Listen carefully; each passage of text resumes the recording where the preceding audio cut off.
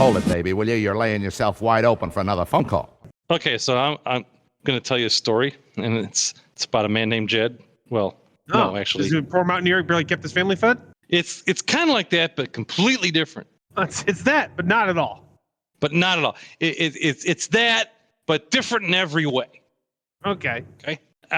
First of all, welcome to Drake and the Maestro. Not shorts, because like nobody wants to see Drake and the Maestro shorts. Bonus episode. We could just put shorts in quotes. It's shorts. they're because they're not short. So our cousin, they're almost your full-length cousin, episode. Your cousin, my nephew, right? Mm-hmm. The one's in the Navy. Goes the down one whose to wife likes to idle his truck, his $100,000 truck. Well, that's right. So he has to go. Well, okay. Well, you want to talk about the truck? The truck's back in the shop. We should start with old Idly over there. Old Idly. Truck's back in the shop. Still malfunctioning. He went to drive it into the base to report, and it pops up on the Uconnect screen. It says, "Please enter anti-theft unlock code." He's like, "But I don't have it. But I don't have an anti-theft unlock code." and then he looks it up. Says, "Oh, it's supposed to be on a card, kind of like your Volvo, kind of in the owner's manual on a card." Yep. You know? Yeah. I didn't get any of that. So like my van has that. It's on a card. It's It's weird. It must be a new thing for that model year of the Uconnect system, because I have a Uconnect system and mine doesn't have an anti-theft code. Yeah, that you know of. So Skynet was basically taken over. But I also have the manual, so Skynet was taken over, and he couldn't. He tried the factory default code, that didn't work. Nothing worked. He put him. So it had to be flatbedded in, right? And this was the reoccurring problem, as you remember. It keeps the car driving through a rainstorm, car shuts down, battery freaks out, put a battery in it, it's repaired, takes it to various dealers. It's because he's on an excursion. They all think they have it repaired, and they don't have it repaired. Brings it back, and now it pops this, right? So basically, the truck has had a recent history of freaking out, and we were blaming his lovely, beautiful bride for idling it in front of her work. Yeah, so before she goes to work. Listeners may remember that I talked about this in our drive-through story a couple weeks ago. Right. For you little leaguers out there. Right. With my car, that I shut it down so I don't idle it because it gets hot when it's idling. He has the even higher performance version of the same motor, and she was running it for a half hour at a time in the South Carolina heat. It's South Carolina? Georgia, yeah, in the Georgia heat down, in an undisclosed location in Georgia, which is hot. So this poor motor is just sitting there baking the ECM and the battery to death. Yes, but apparently that wasn't the issue that emerged. Oh.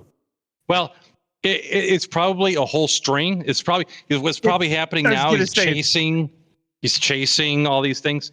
So because what he was going to do is he had to report TAD down to Florida to those not military temporary assigned duty, TAD, for some really cool training, which, man, some Mariners get everything. Basically, they're going through the whole entry team training.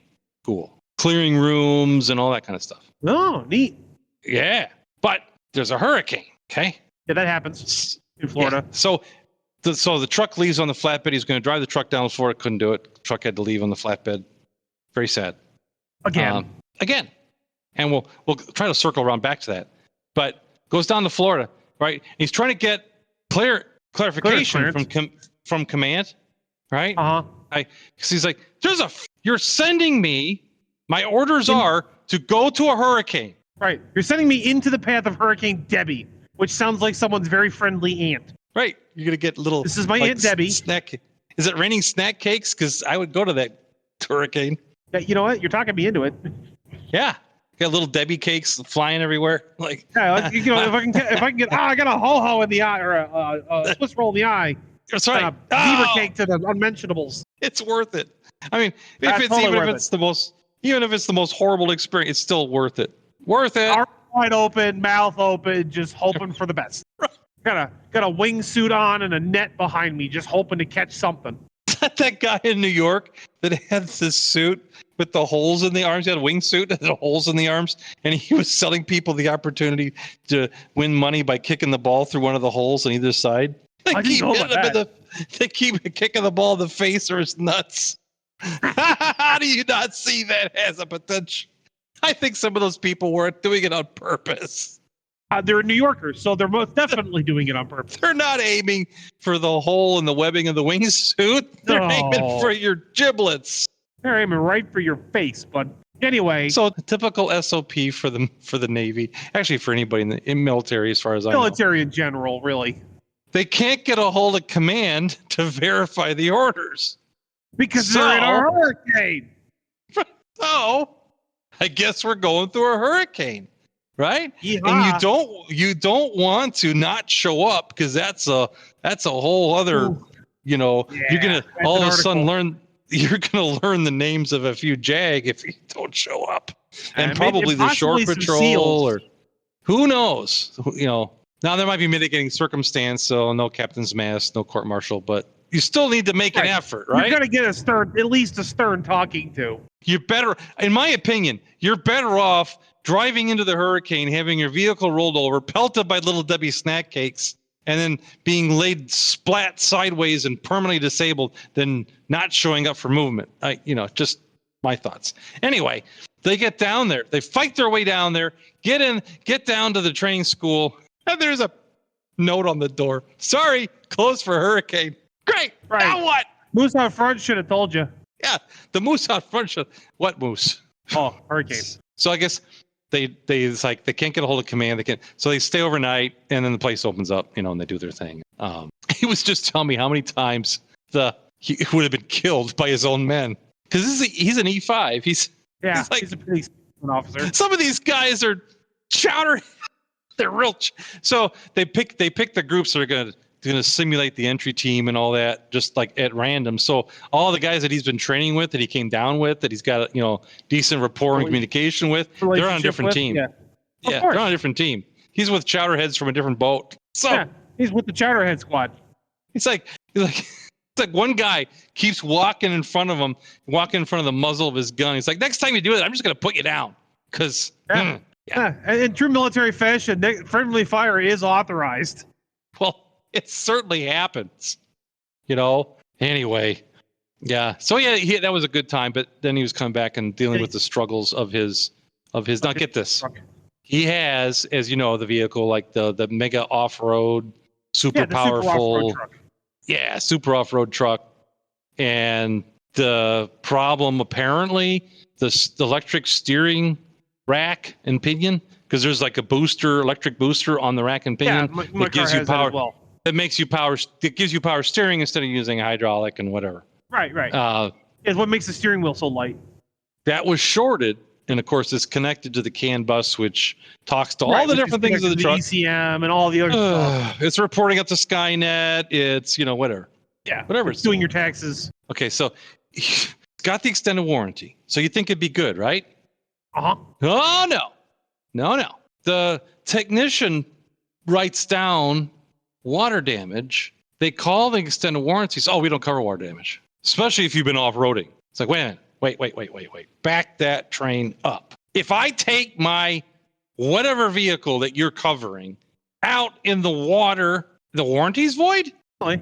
I mean, so what? I can only drive it when it's not raining? Apparently. I mean, heaven forbid you drive through a poodle. Honestly, I've seen more of those trucks in parking lots than I have off-road. Well, yeah, I mean it's used for daily commuting and it's a status occasional symbol. Okay, no, and occasional fun, but still, you should be able to drive it through the rain and not have your warranty void. Truly. Okay. You would think. So I asked him to send over the pictures, and I looked at it and like, what water damage, right? Mm-hmm. So I had to go back talk to the mechanic. Well, there was sand and water in the connector, and that caused a short, and then that shorted the unit, which then freaked out the whole computer system. Okay. All right. Fine. But the connectors this is where the mechanic made a mistake. But the connectors are fine. Oh, no. No.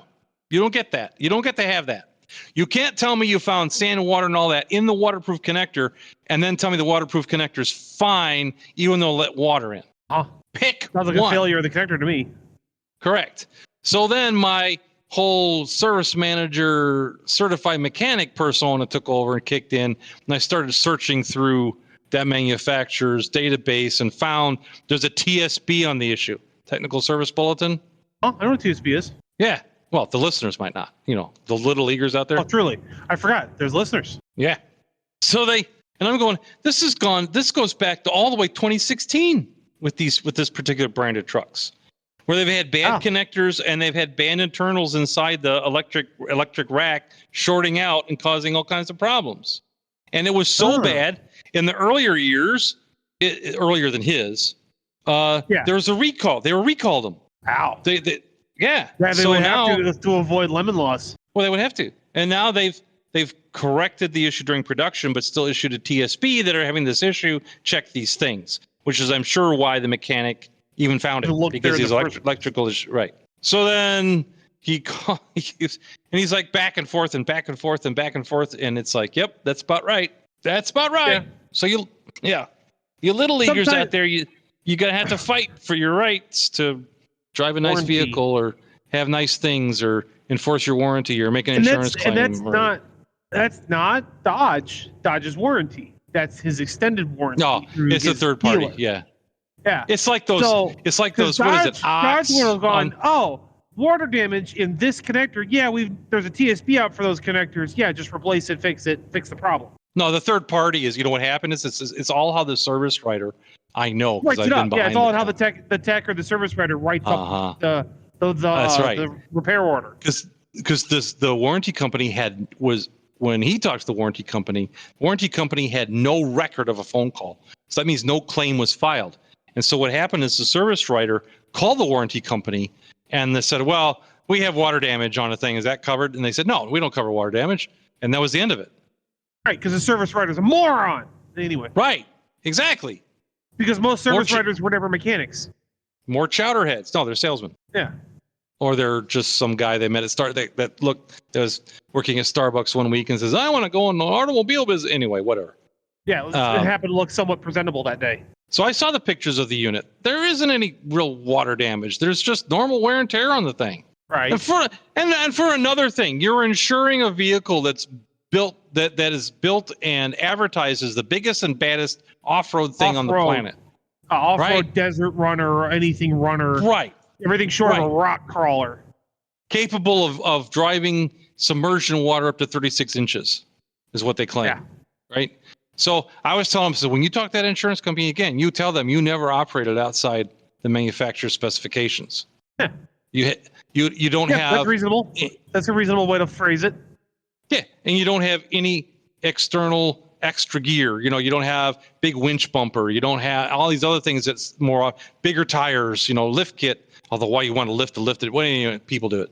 People do it all the time. It's not. It's all factory stuff, and it's all being used within factory specs. So it should stand up to factory. A little malicious compliance never hurt anybody. Yeah. So we'll see what happens. But I saw the pictures of the unit, and to me, it looked like someone had been in there already once because there was silicone squeezed out of the whole thing. Yeah, they were trying to insulate. They were trying to fix it without doing the TSB. They were trying to put silicone in there as a water sealant. Right, because he didn't buy this new. He bought it. No, he bought it used. Almost new. Yeah, almost. Like a few thousand miles on it or something. It wasn't a lot. But somehow, because I looked up, I got pictures. I went back on my, dealer sites, and I got pictures of the unit as it sits in the vehicle and in the parts department, and it doesn't have. Because I thought, well, maybe I've seen silicone. They're using silicone and RTV and stuff.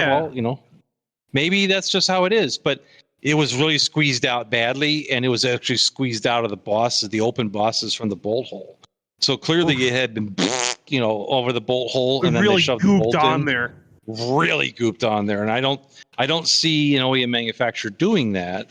I've never seen a manufacturer do that. So I've seen other things that were less than desirable on a manufacturer car, but not that. Yeah. So I mean, that's just you're going to spend that kind of money, and then you get this. That. Which I guess is par for a lot of other vehicles, like the high-end supercars that kind of like spend as much time as in the shop as they do on the road. Well, yeah, because it's because most people don't actually drive them. They rot away in a garage somewhere, and they never go anywhere, and all the seals and everything dry up, and then they finally decide to drive it one day, and the thing explodes because it hasn't been started in 2 years. Right. So what have we learned on this? If you buy it, drive it. Right. Vehicles are meant to be driven. Drive them, and Yes, don't sit there and idle in the air conditioning and turn it into a lounge. Buy a lounge.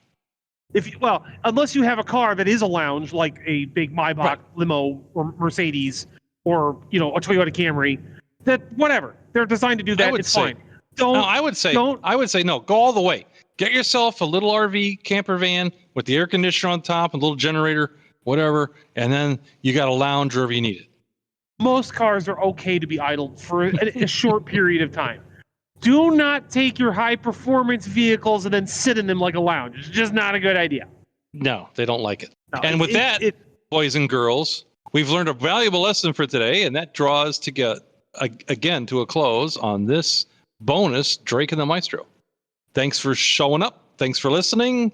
Thanks for responding to us on Twitter and Farmers Only and wherever else finer podcasts are found. MySpace. And comments are open on was it iHeart and Spotify. If you want to drop us a line, tell us how much you don't like us, right? Which is fine. Do like us or feel ambivalent towards us, Yeah. If you're from the neutral planet, tell your wife I said hello. Right, which we will accept. We don't discriminate. So everybody out there, enjoy. We'll see you next time. Adios. Cape Bender. Couldn't resist.